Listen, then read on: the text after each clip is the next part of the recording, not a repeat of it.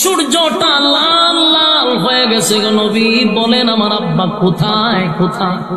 নবীজি বারবার চোখ দিয়া পানি ছাড়ে। সন্তান নবীর ডাইনে যায় গিয়ে বলে, নবী গো চোখ দিয়া কেন পানি ছাড়েন? আমার কথার উত্তর দেন। নবীর ডাইনে চেহারা ফিরাইয়া দেয়, বামে চেহারা ফিরাইয়া দেয়। যুবকটা এবার ছোট বাচ্চা, না বালক, বেশি বয়স না, 7-8 বছরের বাচ্চা। নবীজির পায়ে ধরে বলে, নবী গো ওই তাকায়া দেখেন সূর্যটা লাল হয়ে গেছে। আমার বাবা যদি এখনো না আসে, বলেন না আমি রাত্রের বেলা কোথায় ঘুমাবো, কার সঙ্গে থাকবো, কোথায় খাইবো? আমার বাবা সারা যে পৃথিবীতে আমার কেউ নাই। আল্লাহ নবীর কাছে গিয়া 7 বছরের ছেলে নবীর সামনে গিয়া কান্না শুরু করে দিল আর বলো, নবী গো রাত্রে হইলে আমার বাবারে জড়াইয়া দইরা আমি ঘুমাই। আমার মা মারা গেছে, আমার চাচা নাই, আমার আত্মীয় স্বজন কেউ নাই, কেউ নাই। আপনার উপরে কালেমা পড়ে আমার বাবা ঈমান এনে আপনার সঙ্গে যুদ্ধে গেল, এখন আমার বাবা আসলো না, আমি রাত্রে কার সঙ্গে ঘুমাবো? আল্লাহ নবী আর বরদাস্ত করতে পারল না। নবীজি ওই ছোট সাহাবীকে জড়ায়া ধরছে বুকের সাথে। আল্লাহ নবীর দাড়ি ভিজে ভিজে মুক্তার দানার মতো চোখের পানিগুলো পড়তেছিল আর বলতেছিল, সাহাবী। ছোট্ট এই সাহাবীকে নবী জড়ায়া ধরে বলে, আমি জানি আমি তোর বাবাকে আর কোনোদিন তোর সামনে এনে দিতে পারবো না রে, কিন্তু বাকি দিনগুলা আমি নবী তোর বাবা হয়ে গেলাম। এই 7 বছরের বাচ্চা চোখের পানি ছেড়ে দিয়া বলে, নবী গো আমার বাবা কি যুদ্ধের ময়দানে শাহাদাত বরণ করছে? আল্লাহর নবী বলেন, হ্যাঁ তোমার বাবা বেঈমানের সঙ্গে যুদ্ধ করতে গিয়া আল্লাহর তরি জান্নাতে চলে গেছে। যুবক ওই শিশু বাচ্চা 7 বছরের বাচ্চা ডাক দিয়া বলো, গো আল্লাহর পয়গম্বর, আল্লাহর জন্য দ্বীনের জন্য যুদ্ধ করতে গেছে, আমার বাবা শাহাদাত বরণ করছে, আমার তো কষ্ট লাগে না, কিন্তু আমার কষ্ট হলো আমার বাবা যে আমার কিছু বলে গেল না, আমার যে মা নাই, আমার যে ভাই নাই, আমার যে বোন নাই, আত্মীয় স্বজন কেউ নাই। নবীজি আমি কার কাছে রাত্রে হলে থাকবো? আমি আমার বাবারে জড়ায়া দইরা ঘুমাইতাম, মায়ের আদর পাই নাই, বাবার আদর পাইছি।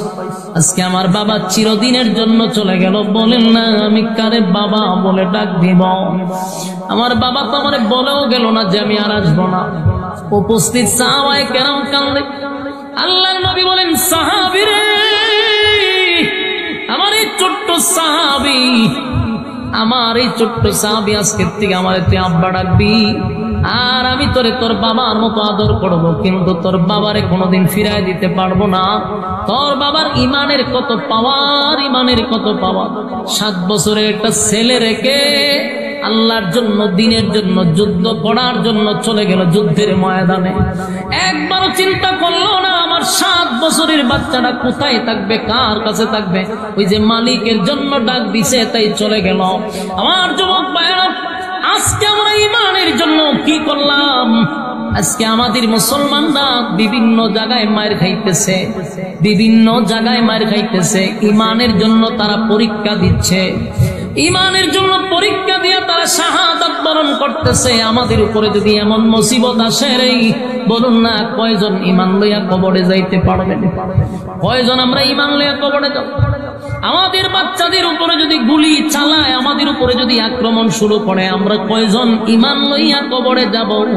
তবে একটা কথা যাই না রাখেন, যাররা যাররা পরিমাণ ইমানটা লইয়াও যদি কবরে যান, তাহলে আল্লাহ বলেন গুনার কারণে বন্দা শাস্তি দিব, আঘাত করব, কিন্তু একটা সময় উঠাইয়া তোরে জান্নাত দিব, শুধু যাররা পরিমাণ ইমান থাকার কারণে। আর যদি ইমান না থাকে, অনন্তকালের জন্য জাহান্নামের আগুনে জ্বলতে হবে। জাহান্নামের ভিতরে যখন ঢোকাবে, আর কোনদিন জান্নাতের গ্রাণও পাবো না যদি বেঈমান হইয়া কবরে যাই। তাই আপনাদের কাছে আমার একটা আবদার হলো, জীবনের সব দিয়ে হলো ইমানকে হেফাজত করব, ইমানকে হেফাজত করব। আমার ইমান যদি থাকে তাহলে আমি রাজনীতি করব, যদি যেই জায়গায় আমার ইমান থাকে না এমন রাজনীতি করার আমার দরকার নেই। কারণ দুনিয়াটা হলো ক্ষণস্থায়ী, পরকাল হলো চিরস্থায়ী, চিরস্থায়ী, চিরস্থায়ী। কত বড় ভুকা হইলে, কত বড় জ্ঞান শূন্য হলে ক্ষণস্থায়ী দুনিয়ার জন্য মানুষ চিরস্থায়ী পরকাল হারায়া ফেলে। যেটার শুরু আছে কিন্তু পরকালের কোনো শেষ নাই। আল্লাহ বলেন, বান্দারে মহব্বত কইরা তোরে বানাইছি, বড় যত্ন কইরা বানাইছি দুইটা গুণে গুণান্বিত হওয়ার জন্য। একটা হলো ইমান, ইমান, ইমান, ইমান, ইমান। বহু সাহাবীরা ইমান দিছে। এক ফেরাউনের গড় থাইকা যদি, ফেরাউনের গড় থাইকা যদি আসিয়া ইমানের পরীক্ষায় 100% নাম্বার পায়া পাস করতে পারে, 99 নয় 100 নাম্বার পায়া যদি পাস করতে পারে, এই এলাকার যত মহিলা আছে, এই এলাকার যত মা বোন আছে, আমি মা বোনদের কাছে একটা প্রশ্ন করি, আপনার স্বামী তো আর ফেরাউনের চেয়ে বেশি খারাপ না? কথা হয় না? অনেক মা বোনরা বলে আমার জামাই ভালো না, আমার স্বামী ভালো না, এই জন্য আমি ইবাদত করতে পারি না, স্বামীটা খারাপ। মা বোনদেরকে বলে, মাগো ফেরাউনের চেয়েও তো তোমার স্বামী খারাপ না। ফেরাউন 90,000 শিশুরে, নবজাতক শিশুরে জবাই করছে। নবজাতক শিশু 90,000 জবাই করে নীল নদের পানিটা লাল করছে। ফেরাউন মানুষকে প্যারাক মারত, লোহা দিয়া প্যারাক মারত। সেই ফেরাউনের গড় তাইকা আসিয়া পৃথিবীর 4 জন মহিলার মধ্যে একজন। সুবহানাল্লাহ। 4 জন মহিলার মধ্যে একজন, বিখ্যাত 4 জন মহিলার মধ্যে আসিয়া একজন। ফেরাউনের ঘরে তাইকা আসিয়া আল্লাহর জান্নাত পাইছে। তাহলে আমাদের মা বোনদেরও বুঝা চলা দরকার। খারাপ তারে লইয়া কেউ চলতে পারে না, বালা লইয়া তো সবাই চলতে পারে। কথা হয় না? ভালো লইয়া সবাই চলতে পারে, খারাপ লইয়া চলাটাই হলো তোমার গুণ।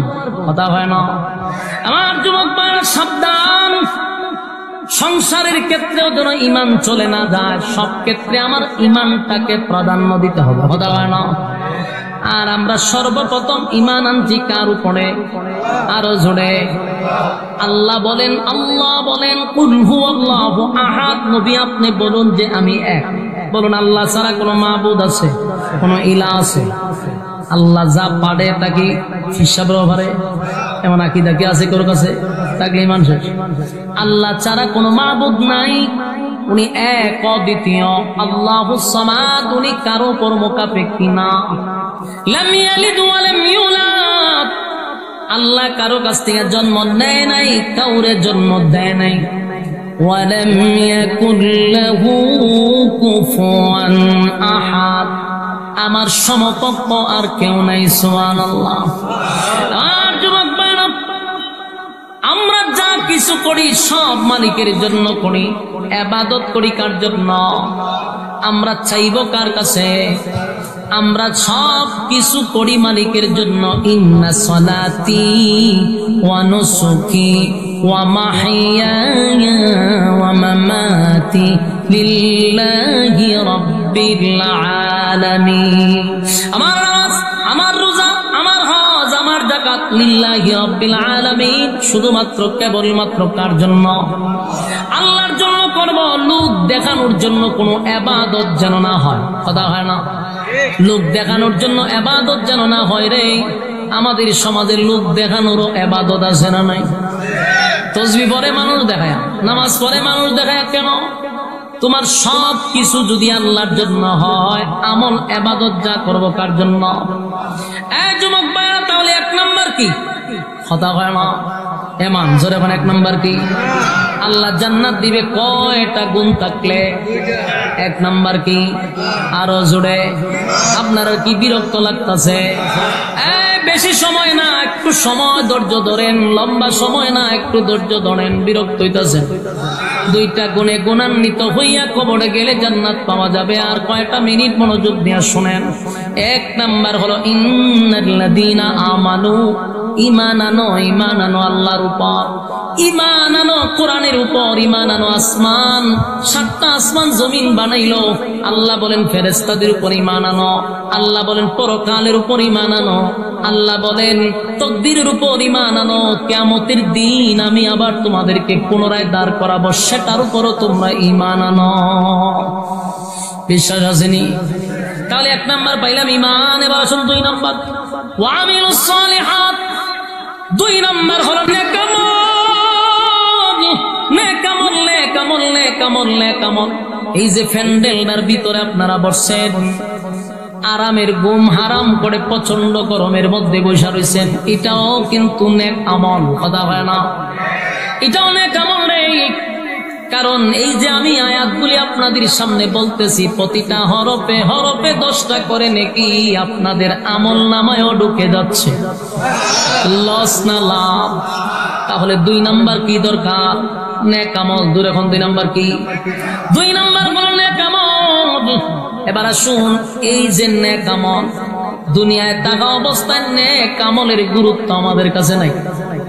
দুনিয়ায় আছি এই জন্য গুরুত্ব নাই।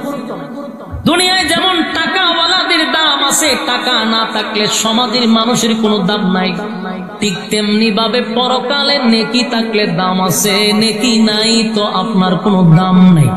কথা বুঝতেছেন? কিয়ামতের কঠিন ময়দানে একটা নেকি আপনার মা আপনাকে দিবে না। কিয়ামতের মাঠে বাবা আপনাকে একটা নেকি দিবে না। সেদিন বুঝবেন হায় আফসোস, হায় আফসোস।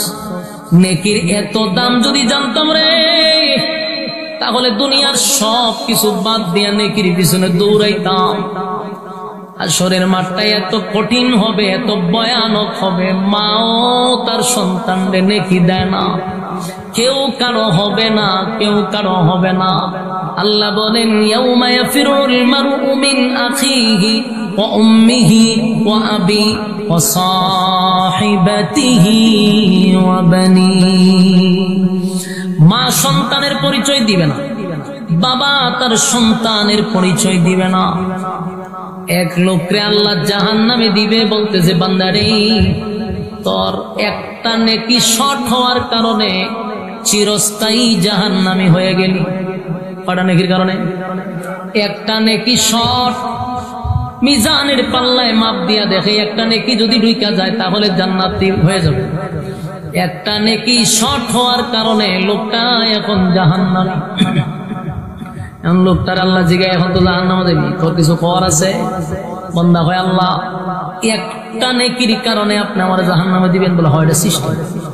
হয়তো আল্লাহ আমার একটু সুযোগ দেন, হাসরের মাঠটাতে একটু সুযোগ দেন। আমার কত আত্মীয় স্বজন আছে, মা বাবা আছে, বন্ধু বান্ধব আছে, আমার কত লোক আছে, একটা নেকি তো আমি কাউরে কাছ থেকে আনতেই পারবো, অসুবিধা কি? আল্লাহ হয় যদি একটা নেকি এখানে যোগ করতে পারো, ওয়াদা দিলাম চিরস্থায়ী জান্নাত আমি ধরে দিব। সুবহানাল্লাহ আছে? বলুন কয়টা নেকি? আল্লাহ ভাই যায় লাভ নাই, আল্লাহ একটু সময় দেয়। হাসরের মাঠও পাঠাইছে, গিয়া বন্ধু বান্ধবের সাথে দেখা হয়েছে, ওই যে ডেরিলে আজকে আড্ডা মারছে। কথা বুঝেন নাই? ওয়াজ মাহফিল তো যে ডেরিলে আড্ডা মারছে, দোকান ফাটে বসে গল্প করছে, কফি খাওয়াইছে, চা খাওয়াইছে, এদের সাথে দেখা হইব। তবে দোস্ত ওয়াজ মাহফিল তো ইয়া তোরে চা খাওয়াইছিলাম, রং চা খাওয়াইছিলাম, দুধ চা খাওয়াইছিলাম, কফি খাওয়াইছিলাম, বাপের টাকা তোর উপরে খরচ করছি, বিপদে পড়ছি, একটা নেকির জন্য দে, আমি চিরস্থায়ী জান্নাতে চলে যাই। বন্ধুরা একটা নেকির জন্য অস্বীকার করবে, বলে না না না আমার কোনো বন্ধু ছিল না, চলে যাবে আত্মীয় স্বজনের কাছে, খালা কন, ফুফু কন, মামা কন, মামি কন, যা আছে সবার কাছে যাবে, কেউ তার একটা নেকি দিতে রাজি হয় না। কথা কি বুঝতেছেন? রাজি হয় না। শেষে গেল নিজের আপন জনের কাছে, ভাইয়ের কাছে গেছে, বলবে ভাই ছোটবেলার থেকে আমি কষ্ট করে তোরে লেখাপড়া পড়াইলাম, আজকে একটা নেকির জন্য আমি জাহান্নামী হয়ে যাব, দে ভাই একটা নেকি দিলে জান্নাতে চলে যাব। ভাই বাইরে পরিচয় দিবে না, একটা নেকির জন্য চলে যাবে বউয়ের কাছে, বউয়ের কাছে এখনকার ছেলেদের কাছে এখনকার যুবকদের কাছে সবচেয়ে প্রিয় হলো বউ, কথা হয় না? মা বাপের থেকেও বেশি প্রিয়, ঠিক না? বউ জানলে হয়, বউ যদি বলে গ্রামে থাকা যাবে না, শহরে থাকতে হবে প্রাণে, আমি গ্রামগঞ্জে থাকতে পারি না, জামাই বউর কথা শুনে শহর হলে মা বাবা বলি রে বাড়ির করে করে রাইখা বউরে লইয়া সহজায় বউয়ের হাসি দেখার জন্য। মা বাবার জন্য বছরে 1 কেজি গোস্ত জুটে না, আর তার ফ্রিজও গোস্ত ফসে। হ্যাঁ, মা বাবার জন্য 500 টাকার কাপড় হয় না, বউয়ের জন্য 10,000 20,000 টাকার শাড়ি হয়। এত ভালোবাসার এত মহব্বত দামি দামি প্লাটে থাকে বউরে লইয়া হাসরের মাঠে বউয়ের সঙ্গে আল্লাহ সাক্ষাৎ করাইব। গিয়া হইব, বউ তোমার হাসি ফোটানোর জন্য, তোমার খুশি করার জন্য গ্রামের বাড়ি সাইরা শহরে নিয়ে তোমারে থাকছে, তোমারে সুখে রাখার জন্য যা করার তা করলাম, মা বাবারে চোখ দিয়া পানি জড়াইছি, কিন্তু তোমার মুখে আমি হাসি ফুটাইছি।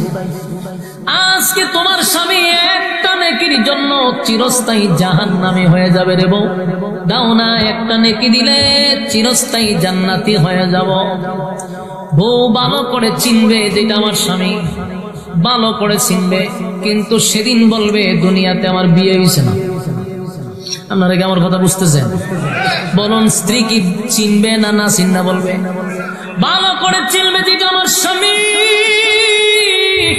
কিন্তু যদি আমার স্বামীরে আমি একটা নেকি দিয়া আজকে সাহায্য করি, এই গোটা হাসরের মাঠে আমি আবার একটা নেকির জন্য কার কাছে যাব রে?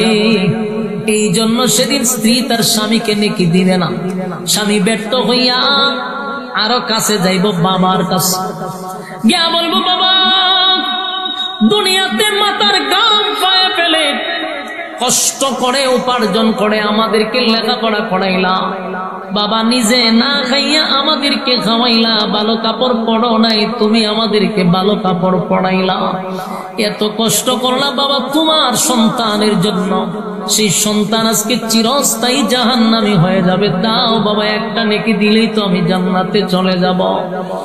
বাবা তার সন্তানরে ভালো করে চিনবে রে, কিন্তু একটা নেকি যদি আমার সন্তান রে আমি দেই, আমি কার কাছে যাব একটা নেকির জন্য?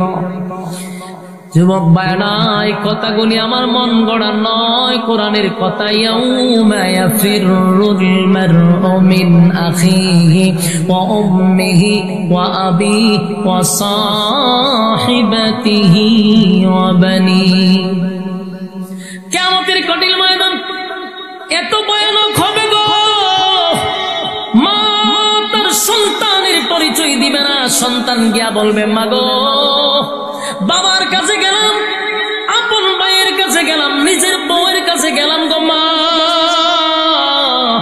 গোটা হাসরের মাঠটা ঘুরলাম, কেউ একটা নেকি আমারে দিল না গো মা, তুমি না আমারে মহব্বত করে লালন পালন করছো গো মা, একটা মশার কামড় দিলে সারা রাত মা ঘুমায় না, সন্তান রে মশা কামড় দিবে মা এটা সহ্য করতে পারে না, প্রস্রাব করে দিলে মা সারা রাত ঘুমায় না, এত মায়া এত মহব্বত করে সন্তানকে মা বাবা লালন পালন করলো, ও মা আজকে তোমার সন্তান চিরস্থায়ী জাহান্নামে জ্বলবে গো, একটা নেকি দাও না আমি জান্নাতে চলে যাই।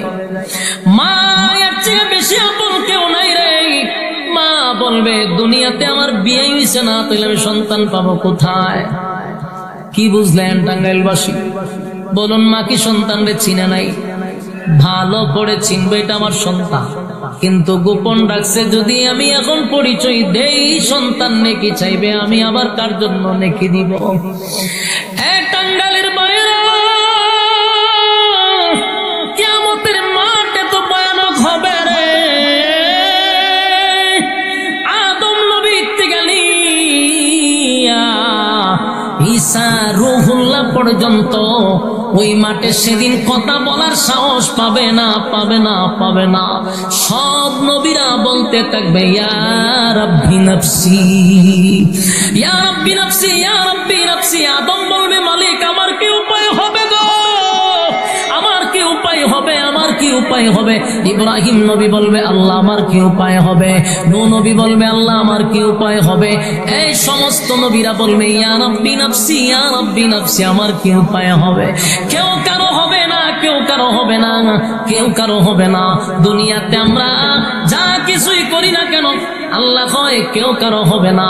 আদম নবী পর্যন্ত কাঁপবে, সমস্ত নবীদের মুখে থাকবে একটা কথা, ইয়া রাব্বি নাফসি নাফসি নাফসি নাফসি। কেন জানেননি? সেদিন আল্লাহ হুঙ্কার দিবে, খালি হুঙ্কার দিবে, খালি হুঙ্কার দিবে। দুনিয়াতে তো আল্লাহর হুঙ্কার দেখি নাই, কারণ দুনিয়াতে আল্লাহর নাম হলো রহমান। রহমানের গুণে আমাদেরকে মায়ার চাদর দিয়ে আল্লাহ ঘুরে রাখছে। আল্লাহ বলেন সেদিন আমি কাহার রূপ ধারণ করব। সেদিন আল্লাহ বলবেন লিমানিল মুলকুল ইয়াউম লিল্লাহিল ওয়াহিদিল কাহ্হার। আল্লাহ বলবেন পৃথিবীর রাজা বাদশা বেনাগিরি যদি তাকে আজকে দাঁড়ায় বল পৃথিবীতে রাজত্ব করছো, আজকে আমার সামনে দাঁড়া। একদিকে আল্লাহর হুঙ্কার, অন্যদিকে জাহান্নামের তর্জনার গর্জন, তর্জনার গর্জন। এই জাহান্নামকে 70,000 শিকল দিয়া বাঁধা হবে রে। 70,000 এক একটা ফেরেশতা, 70,000 ফেরেশতা, এক একটা ফেরেশতার সঙ্গে আরো 70 করে ধরে রাখবে। জাহান্নামও সেদিন তর্জন গর্জন করবে আর বলবে মালিক আমার পেটে কিদা। আল্লাহ জাহান্নামীদেরকে আমার পেটের ভিতরে ঢোকানোর সহ্য করতে পারতেছি না। জাহান্নামের তর্জন গর্জন, অন্যদিকে আল্লাহর তর্জন গর্জন। তাই এই দৃশ্য দেখে সেদিন নবীরাও বলবে ইয়া রাব্বি নাফসি নাফসি নাফসি নাফসি, আল্লাহ আমার কি উপায় হবে, আমার কি উপায় হবে? দুনিয়ার কোন মানুষ তো দূরের কথা, নবীরা বলবেন মালিক আজকে আমার কি হবে গো, আমার কি হবে, আমার কি হবে, আমার কি হবে? শুধু একটা স্লোগান থাকবে ভিন্ন ভিন্ন। এই স্লোগানটা সেজদায় পড়ে আমার নবী বলবে ইয়া রাব্বি উম্মতি। একটা জবান বন্ধ রাখবেন না, জোরে করুন আল্লাহু আকবার। না হয় না, আরো জোরে করুন আল্লাহু আকবার। এই ইমানের আওয়াজ দিয়ে বলুন আল্লাহু আকবার। কিয়ামতের কঠিন ময়দানে আমার নবী বলবে ইয়া রাব্বি, ইয়া রাব্বি উম্মতি উম্মতি উম্মতি। আলে আমার নবী বলবে আল্লাহ আজকে আমার উম্মতের কি হবে? বাকি সব নবীরা বলবে আমার কি হবে, আর আমার নবী বলবে আমার উম্মতের কি হবে। সেদিনের ভয়াবহ পরিস্থিতি বড় ভয়ঙ্কর হবে। অন্যদিকে মানুষ ঘুরবে 50,000 বছর পর্যন্ত উপরের দিকে তাকায়া থাকবে, কোনদিন নিচের দিকে মানুষ তাকাবে না। ভয়ে আতঙ্কে আতঙ্কে মানুষ উপরে তাকায়া থাকবে। কারো মাথার মগজ গলে গলে গলে গলে জমিনে পড়বে, জিহ্বাটা বাহির হয়ে যাবে। পানির পিপাসা, ভয়ানক একটা পরিস্থিতি শুরু হবে রে। সেদিন কি আপনারা কেউ নাকি দিয়া সাহায্য করবে? কথা কোন টাঙ্গাইলবাসী, সেদিন আপনারা কেউ একটা নাকি দিয়া সাহায্য করবে না। যদিও বাংলাদেশে বহু পীররা আপনারা জান্নাতে নিয়ে যাবে এমন গ্যারান্টিও দেয়। সেদিন পীর ফকির তো দূরের কথা, আমার অনেক মাসুম নবীরা পর্যন্ত বলবে আল্লাহ আমার কি উপায় হবে, আমার কি উপায় হবে? ওই লোকগুলা বলবেন মালিক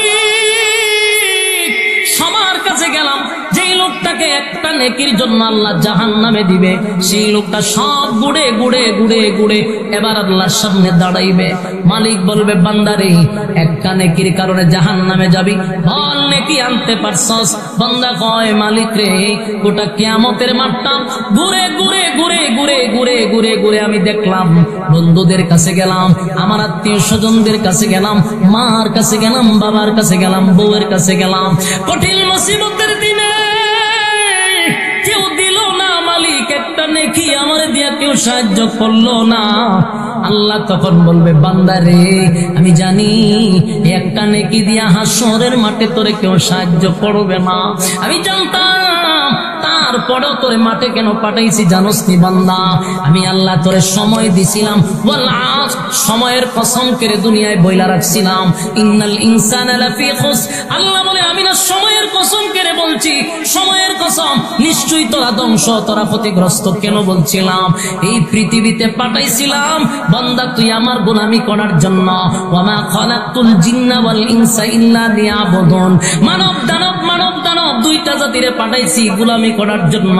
আমি তোরে সময় দিয়া পাঠাইছি 60 বছর আর 70 বছর সময় দিয়া পাঠাইলাম, কিন্তু বান্দা আমার দেওয়া সময় দিলি বন্ধুরে, আমার দেওয়া সময় দিলি আত্মীয়রে, আমার দেওয়া সময় দিলে বউরে, আমার দেওয়া সময় দিলি মা বাপরে, আমার দেওয়া সময় ব্যবসায় দিলি, চাকরি দিলি, আমার দেওয়া সময় বন্ধুদের আড্ডায় দিলি, কিন্তু আমি আল্লাহ যেই কাজে পাঠাইলাম সেই কাজ তুই করলি না। আজকে তাদের কাছেই তোরে পাঠাইলাম যাদের কাছে তুই আমার দেওয়া সময় নষ্ট করলি। দেখ বান্দা, ঘুরে ঘুরে ঘুরে ঘুরে তোর একটা নেকি দিয়া কেউ সাহায্য করলো নি। আমার টাঙ্গালের বাইরে এই মাহফিলটাতে আপনারা বসে আছেন যারা রাস্তাঘাটে দোকান পাটে আড্ডা মারছে, সেদিন তারা আফসোস করে বলবে হায় আফসোস, হায় আফসোস যাদেরকে নিয়ে আড্ডা মারছিলাম, কিন্তু আজকে আমি তাদের কাছে নাকি পাইলাম না।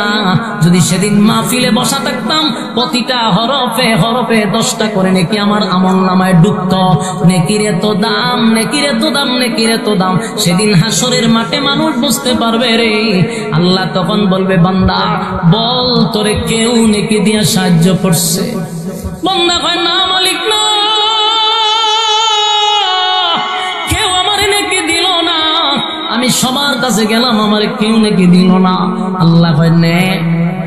সেদিন ওই যে মাহফিলে বসে বসে বসে বসে কোরআনের কথাগুলি শুনছি, আমি আল্লাহ সেটাকে একটা উসিলা বানাইয়া আজকে আমি তোর একটা নেকি পূরণ করিয়া চিরস্থায়ী জান্নাত দিয়া দিলাম।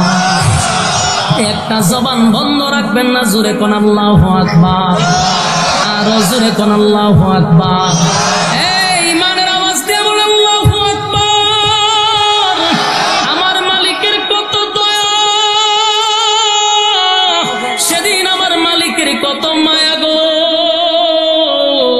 মালিক বলেন আমি বান্দারে জাহান্নামের আগুনে তো জ্বালাইতে চাই না, বান্দার উসিলাও আমি পাই না।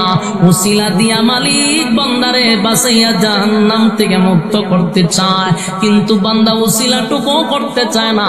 নাফরমানি করতে করতে এমন একটা পর্যায়ে গেছে বান্দা গুনারে গুনাই মনে করে না, গুনাহ করলে তার মনে কোনো কষ্ট লাগে না। এই যুবক ভাইয়েরা, শেষ কথা হলো এই পৃথিবীটা ক্ষণস্থায়ী, ক্ষণস্থায়ী, চিরস্থায়ী না, চিরস্থায়ী না। বলুন আপনাদের এই আশেপাশে কতগুলা গোরস্থান আছে, এই গোরস্থানে এমন মানুষগুলিদেরকে কবর দেওয়া হয়েছে যাদের দাফনে এলাকার মানুষ পর্যন্ত একটা সময় কাঁপত, খোদা হয় না, যাদের ভয়ে মানুষ তরতর করে কাঁপত। আজকে তাকায়া দেখেন, ওই গোরস্থানে গিয়া দেখেন তাদের সামনে কেউ যায় না, তাদের জন্য সূরা কেরাত পড়ে না, তাদের কবরের উপরে গরু ছাগল হাঁটাহাঁটি করে রে, কেউ তাদের সামনে যায় না। বোঝা গেল ক্ষমতা দিয়াও এই জমিনে কেউ থাকতে পারে নাই। এই দেশে যারা ক্ষমতা দেখাইছে, বলুন আজকে কি তারা মারা গেলে তাদের কবরের সামনে মানুষ যাবে? কথা হয় না। এক পৃথিবী থাকার জায়গা নয়। আজকে মারা যান, আজকে মারা যান, আপনার সন্তান আপনাকে বলতো আব্বু বলে, আপনার বাবা আপনার সন্তান আপনার নাম ধরে ডাকতো আব্দুর রহমান বলে, আপনার একটা নামও ছিল, আপনার সন্তান ছিল, মারা যান সাথে সাথে আপনার নাম চেঞ্জ হয়ে যায়, আর আব্দুর রহমান বলে কেউ ডাক দেয় না রে। এখন আপনার নাম হয়ে গেল লাশ, ঠিক নেই? বাবা হয় আমার এই লাশটা ঘর থেকে বাহির কর, নিজের সন্তানও বলে লাশ ঘর থেকে বাহির করো, লাশে গোসল করাও, লাশ খাটিয়ায় তোলো, লাশ দাফন করো। একবারও হয় না আব্বারে গোসল করাও, আব্বারে খাটিয়ায় তোলো, আব্বারে দাফন কাফন করো। কসম খোদার এমনটা বলে না, বলে লাশ ঘর থেকে বাহির করো। কথা বাস্তব না অবাস্তব? এই জন্য একজন কবি বলেন, কবি তার ভাষায় বোঝায়, আমি একটা মানুষ ছিলাম, আমার একটা নাম ছিল, সবার মতো আমার দেহে রক্ত পানি ঘাম ছিল, আমি একটা মানুষ ছিলাম, আমার একটা নাম ছিল। সবার মতো আমার দেহে রক্ত পানি ঘাম ছিল। নাম ধরে কেউ বলছে না, আজ বলছে মরা লাশ। নাম ধরে কেউ বলছে না, আজ বলছে মরা লাশ। দাফন করো জলদি, কখন হইলে সর্বনাশ। ঠিক না বেটি? মারার পরে কি লাশ বেশি সময় গড়ে রাখতে দেয়? কথা হয় না, বেশি সময় গড়ে রাখতে দেন, এখন এলে সর্বনাশ হইব। ঠিক নেই? নাম ধরে কেউ বলছে না, আজ বলছে মরা লাশ। দাফন হবে জলদি, কখন নইলে সর্বনাশ। দাফন হবে জলদি, কখন নইলে সর্বনাশ। আমি একটা মানুষ ছিলাম, আমার একটা নাম ছিল। সবার মতো আমার দেহে রক্ত পানি ঘাম ছিল। মৃত্যু ছিল তাই সমাজে আমার অনেক দাম ছিল। মৃত্যু ছিল তাই সমাজে আমার অনেক দাম ছিল। আমি একটা মানুষ ছিলাম, আমার একটা নাম ছিল। সবার মতো আমার দেহে রক্ত পানি ঘাম ছিল। ঠিক না? গায়ের জুড়ে ধনের জুড়ে কথা বলেছি, অহংকার বাহাদুরির সাথে চলেছি। ঠিক নেই? গায়ের জুড়ে ধনের জুড়ে কথা বলেছি, অহংকার বাহাদুরির সাথে চলেছি। নাম ধরে কেউ বলছে না, আজ বলছে মরা লাশ। নাম ধরে কেউ বলছে না, আজ বলছে মরা লাশ। দাফন হবে জলদি, কখন নইলে সর্বনাশ। দাফন হবে জলদি, কখন নইলে সর্বনাশ। রাত্রে সবাই আমার গড়ে লাশের বয়ে কাঁপছিল। রাত্রে সবাই আমার গড়ে লাশের বয়ে কাঁপছিল। আমি একটা মানুষ ছিলাম, আমার একটা নাম ছিল। আমি একটা মানুষ ছিলাম, আমার একটা নাম ছিল। ঠিক নেই? শেষ কথাটুকু আপনাদের কাছে বলে যাই, যেই গড়ে বউ নিয়ে রাত্রে ঘুমাইলেন, আনন্দ করলেন, ফুর্তি করলেন, গল্প করলেন, সুখ দুঃখের কথা শেয়ার করলেন, যেই বেডরুমে, যেদিন এই বেডরুমে মারা যাবেন, সেদিন ওই গড়ে আপনার বউ একা ঘুমায় না, ওই গড়ের ভিতরে লাশ ছিল। কথা হয় না? এই গড়ের ভিতরে ঘুমায় না গো, ঘরের ভিতরে লাশ ছিল।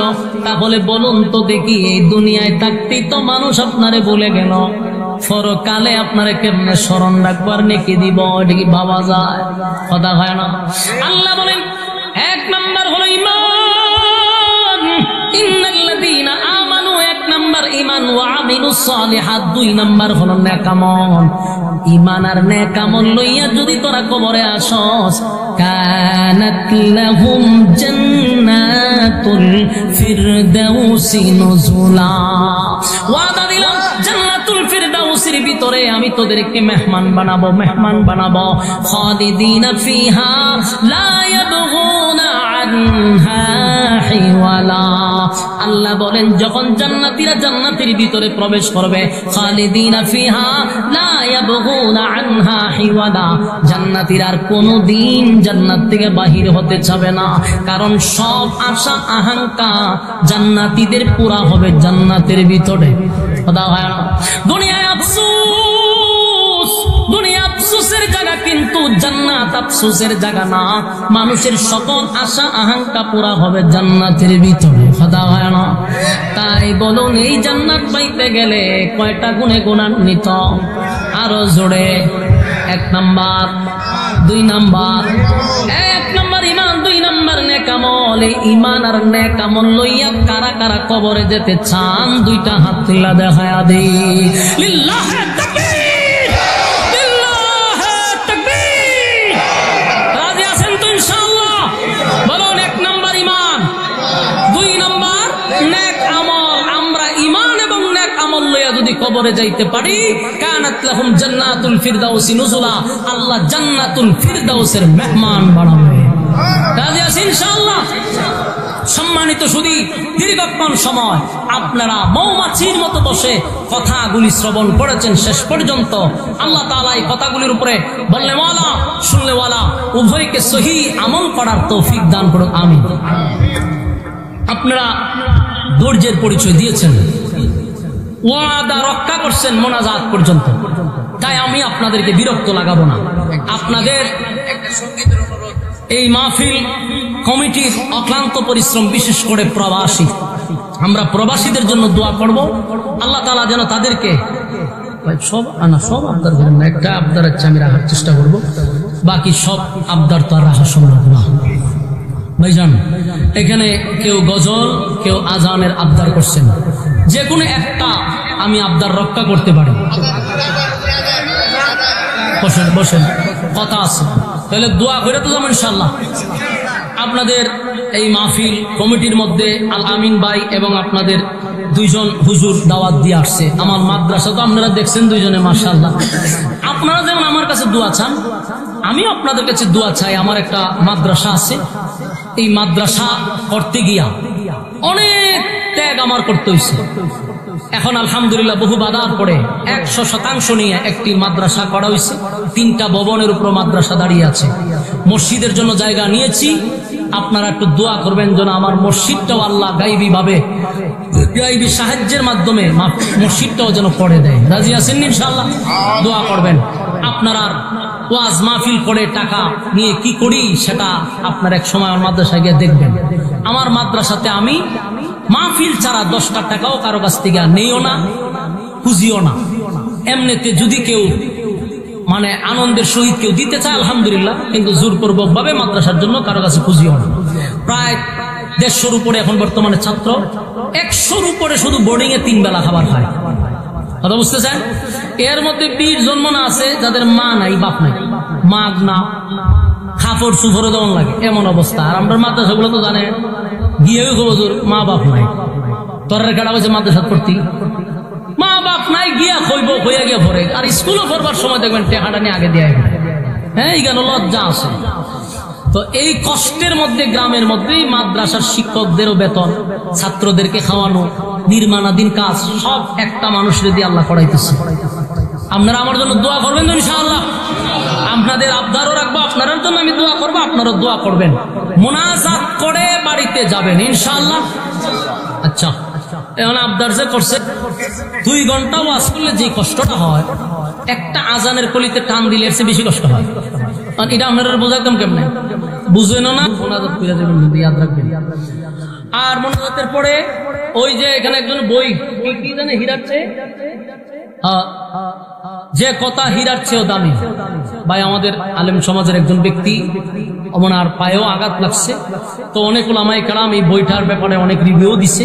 বইটা ভালো, আপনারা অনেক কথা এটার মধ্যে পাবেন, ওনার কাছ থেকে কিনে নিতে পারেন। উনি কিন্তু আবার আমার সাথে লোক না, আমরা টাঙ্গাইলের লোক হয়ে, উনি আমার মাদ্রাসায় গিয়ে বই বিক্রি করছেন, এবং বইটা আমি একটু সময় পড়ছি এবং আমার কাছেও আছে। এখানে স্বামী স্ত্রীর অনেক কথা আছে যেগুলো আপনারা অতীতে শুনেন নাই, পাইবেন ইনশাআল্লাহ। ভাইয়ের কাছ থেকে বইটা সংগ্রহ করবেন, এটা দোয়ার পরে যাওয়ার সময় সংগ্রহ করে নেবেন। মূল্য কত? 100 টাকা মাত্র, নিয়ে যাবেন। আচ্ছা, ইকো বাড়ান, ফুল ইকো দেন, ফুল ইকো দেন। ও আচ্ছা, ইকো দেন, আরো ইকো দেন, ইকো দেন। আজান দেওয়া বন্ধ করে দিছিলাম, আপনারা টাঙ্গাইল আজান দিয়েই সারা দেশে আজানের খবর হয়েছে। সর্বপ্রথম আমার জীবনের প্রথম আজান দিয়েছিলাম টাঙ্গাইল করাটিয়া, কথা বলছেন, করটিয়া। এই আজান সারা বাংলাদেশে। একদিন আমার কাছে একটা ছোট্ট করে কাটিং করে একটা ভিডিও পাঠিয়েছে একজন, আমি দেখলাম ভিডিওটা আমার সামনে আছে। এই আজান কই পর্যন্ত গেছে? তো এই আজান আপনারা এই টাঙ্গাইল থেকে বাইরে হয়েছিল, সেই আজানে আবার আপনারা আবদার করছেন। অসুবিধা নাই, বসেন, 2টা কলি শোনাচ্ছি মাঝখান থেকে।